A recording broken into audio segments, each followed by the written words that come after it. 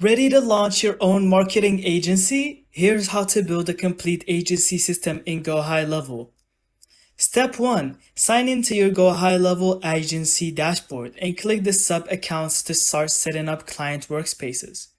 Use a snapshot template to clone funnels, automations, and pipelines for each client instantly.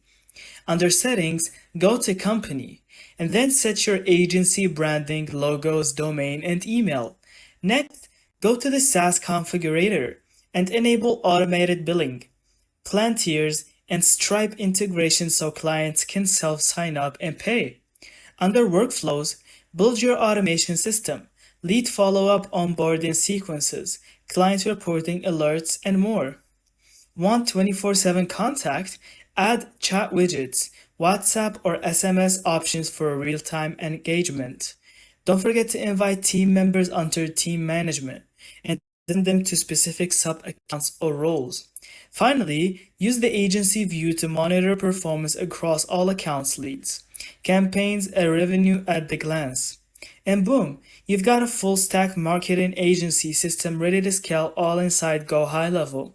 Thank you so much for watching. I hope you found this video helpful, and don't forget to leave us your thoughts in the comments.